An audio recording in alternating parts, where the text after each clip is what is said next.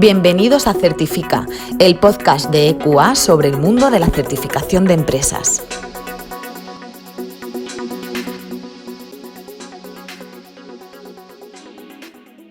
Buenos días y bienvenidos a Certifica, el canal podcast de EQA. La publicación de la nueva ISO 14001 de 2026 marca el inicio de un periodo de transición clave para las organizaciones certificadas. Más allá de la actualización de la norma, muchas empresas se enfrentan ahora a una pregunta práctica: ¿qué cambia realmente y cómo les afecta en su día a día? En un contexto donde el cambio climático y la gestión de la cadena de valor ganan protagonismo, entender estos cambios es fundamental para adaptarse con éxito. Hoy analizamos las principales novedades de la norma y cómo abordar su transición de forma eficaz con Raquel Cárdaval, responsable técnico de calidad y medio ambiente de la Unidad de Negocios Sistemas de Gestión en EQA España. Buenos días, Raquel, ¿qué tal estás?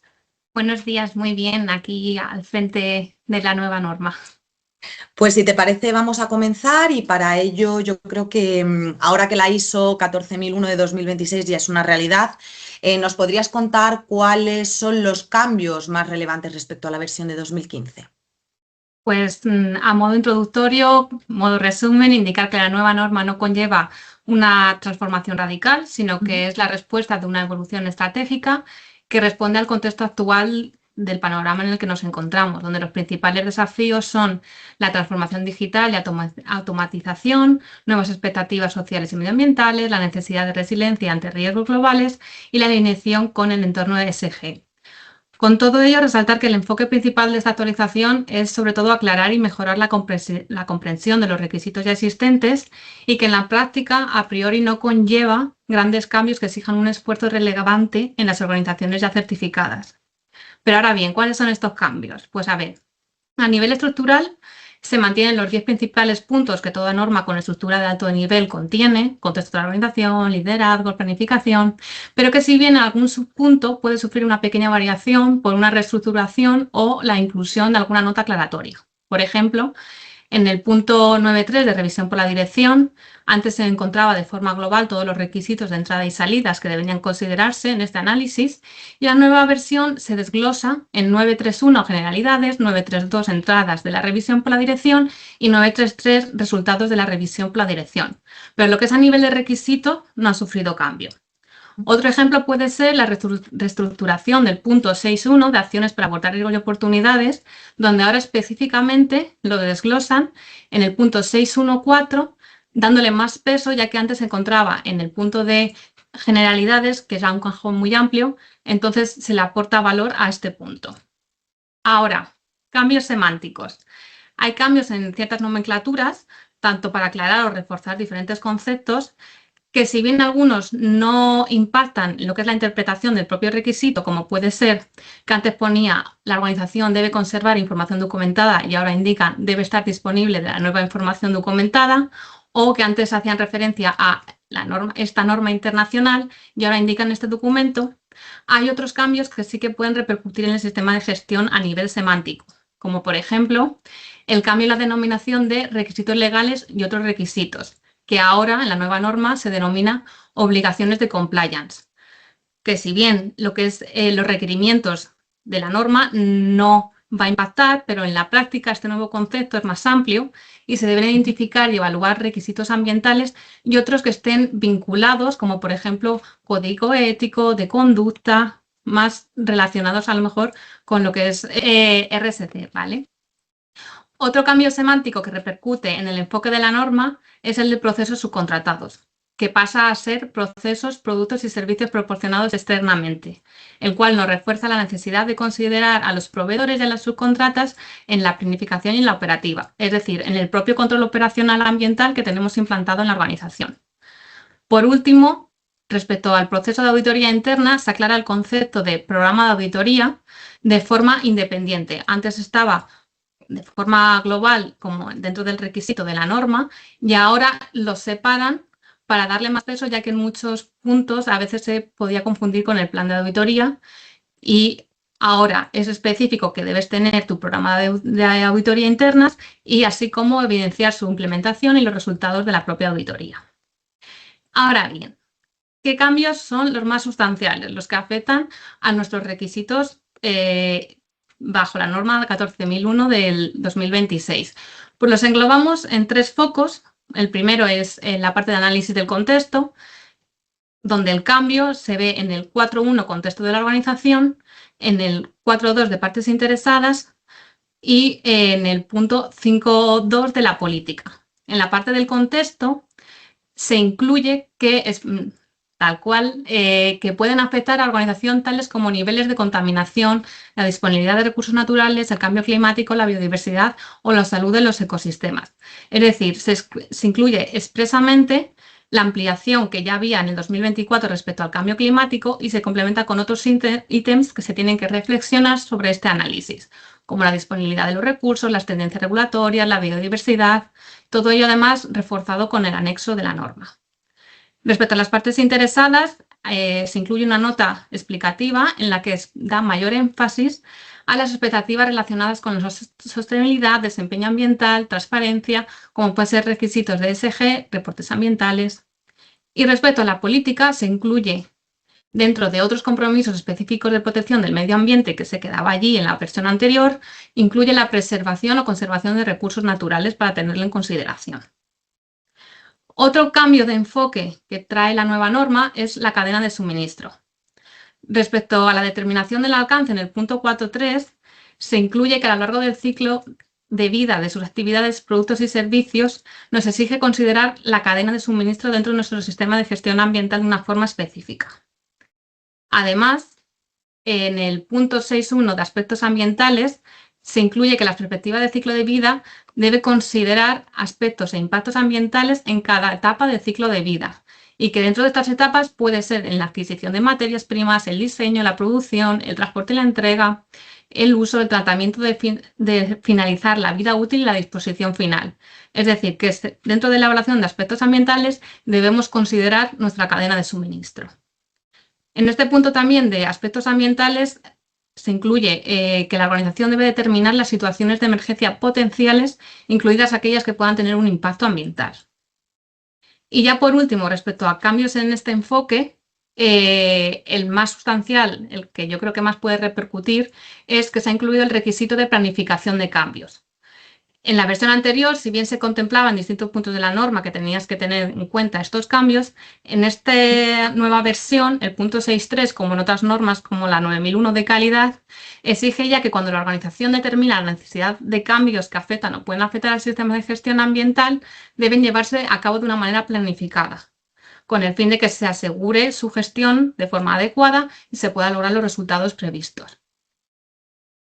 Raquel, y desde la experiencia, desde nuestra experiencia como entidad de certificación, ¿qué tipo de dudas o dificultades están empezando a surgir en las organizaciones con esta nueva versión? Pues la primera y más repetitiva cuestión es de qué plazo disponemos para realizar la transición.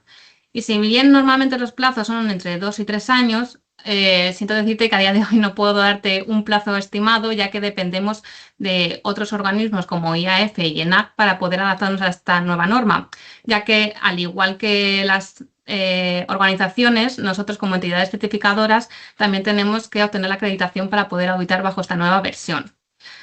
¿Esto qué significa? Que si son 2 o 3 años, si contamos que salió la norma el 15 de este mes de abril, si damos por sentado que será como en la transición anterior de 3 años, será que antes de mayo del 2029 todas las empresas tendrán que ya estar bajo la nueva versión de la norma, ¿vale? A día de hoy tampoco conocemos si va a suponer tiempos extra de auditoría como sí lo fue en la anterior transición, ¿vale? Tras esta pregunta, la siguiente suele ser, ¿podemos ir ya implantando los cambios o me tengo que esperar a la auditoría de transición? Yo, si hubiese una organización a mi cargo, empezaría ya a hacer un plan de transición para irlo teniendo preparado para el momento en el que se pueda auditar bajo la nueva versión, estar listos y poder obtener ya el certificado bajo la nueva versión. Y por último, otra pregunta recurrente es si tengo que esperar a la auditoría de renovación para poder hacer la transición. Y la respuesta es que no, que la auditoría de transición es independiente al momento del ciclo en el que nos encontremos, ¿vale? ¿Y qué impacto práctico va a tener la transición en los sistemas de gestión ambiental ya certificados? ¿Hablamos de ajustes puntuales o de cambios más profundos? Como hemos comentado en los puntos anteriores, la mayoría de los cambios no impactan de una forma directa en los sistemas de gestión implantados. Si además disponemos de un sistema de gestión robusto, hasta la fecha hemos pasado nuestras auditorías sin problema, a nivel de implantación de metodología nos supondrá muchos más cambios, más allá que establecer algún procedimiento, instrucción para la planificación de cambios, pero si ya tienes un sistema robusto, los cambios serán básicamente ampliar el enfoque de lo que tenemos implantado. Por ejemplo, una metodología de análisis de contexto con herramienta DAFO la podemos mantener perfectamente y lo único que tenemos que es ampliar el foco de análisis valorando los conceptos que hasta la fecha puede que no lo estuviésemos haciendo, como es la pérdida de biodiversidad, disponibilidad de recursos o en el caso de la cadena de suministro, revisar el enfoque de ciclo de vida respecto a las actividades en las que se puede tener influencia, así como los controles operacionales definidos en los distintos puntos de nuestras actividades. Raquel, la nueva norma refuerza aspectos como el cambio climático o la cadena de valor. ¿Cómo deberían las empresas integrar estos elementos en su gestión diaria? Pues, como toda filosofía de la ISO, la norma no te dice cómo tienes que hacerlo, te dice que tienes que hacerlo, pero no el cómo. Entonces, no hay una sola forma correcta de llevarlo a cabo, hay 1000 metodologías. Lo que sí hay que tener en el foco, pues son los conceptos. Entonces, del cambio climático, tenemos que saber, tenemos que analizar cómo nos puede impactar y cómo nosotros impactamos, que siempre se queda un poco a expensas por una parte o por otra, pero tenemos que tener los distintos puntos de vista de cómo el cambio climático depende y dependemos de él, ¿vale? Respecto a la cadena de valor, hemos visto que hay cambios en distintos puntos de la norma, pero de forma general es incluirlo en el ciclo de vida, con ello dentro de nuestro alcance y en el control operacional. Si bien la nueva versión no obliga a realizar un análisis de ciclo de vida de los productos o los servicios, pide que además de que tú analices tus aspectos ambientales, amplíes el foco y consideres los de tus proveedores, por un lado, y por otro lado, los de tus clientes y consumidores. Es decir, lo que viene siendo todo el ciclo de tu producto o servicio. En estos casos puedes tomar distintas medidas para abordar esta parte de la cadena de valor, de la cadena de suministro. Por ejemplo, incorporar criterios ambientales en el diseño y desarrollo de productos o servicios, determinar los requisitos ambientales para la compra de productos y servicios y comunicarlos a los proveedores y considerar la necesidad de suministrar información acerca de los impactos ambientales potenciales significativos asociados con el transporte o la entrega, el uso, el tratamiento al finalizar la vida útil y la disposición final de sus productos o servicios. Y ya desde un punto de vista algo más objetivo y que la norma también le da algo más de peso en esta nueva versión, es disponer de datos, indicadores, métricas. Es un punto de partida para cualquier aspecto que queramos tener controlado y es vital ya que nos permite evaluar el desempeño de los procesos de una forma más directa. Y por ir terminando, para aquellas organizaciones que aún no han empezado, ¿cuáles serían los primeros pasos clave para abordar con éxito la transición dentro del plazo establecido? Lo principal es definir un plan de transición. Y este plan de transición, primero, conocer la norma, familiarizarse con los nuevos conceptos de la 14.001 del 2026 y después de diseñar este plan de transición, ver qué recursos, establecer un cronograma y con responsables definidos. Ahora, estos responsables tendrán que formarse todo el personal que esté involucrado. Entonces, habrá distintos cursos como los que aquí en ECUA pondremos a disposición para asegurar que todos los involucrados entienden estos nuevos lenguajes y los objetivos de esta norma, incluyendo los auditores internos. Tras realizar un análisis de ver qué tengo que modificar y adecuar para cumplir con la nueva versión de la norma, el siguiente paso sería actualizar los procedimientos y los registros, como puede ser el contexto, la matriz de aspectos ambientales, evaluar nuestra cadena de suministro, revisar si afecta a documentación y plantillas de los registros, lo que viene siendo adaptar lo que es el sistema documental a la nueva versión de la norma. Y ya por último, planificar la transición con tu entidad certificadora para programar la auditoría, ya sea de seguimiento o de renovación. Y ya por finalizar, aunque esto es un trabajo a priori, realizar una transición, conlleva aspectos positivos como puede ser facilitar la integración con marcos ESG y futuros requisitos regulatorios, y es una oportunidad para revisar y perfeccionar el sistema de gestión, asegurándose que los requisitos se encuentran actualizados y las expectativas actuales responden a las requeridas por las partes interesadas. Y como conclusión final, recordar que no es una actualización radical, sino un cambio cultural que permite mejorar el desempeño ambiental de nuestras organizaciones, considerando el escenario actual, donde la sostenibilidad se convierte en un eje central de la gestión empresarial. Pues muchísimas gracias, Raquel, por participar en Certifica. Ha sido un placer. Igualmente.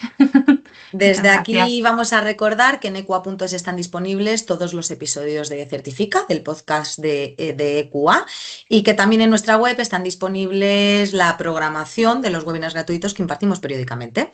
Muchas gracias, un saludo. Muchas gracias.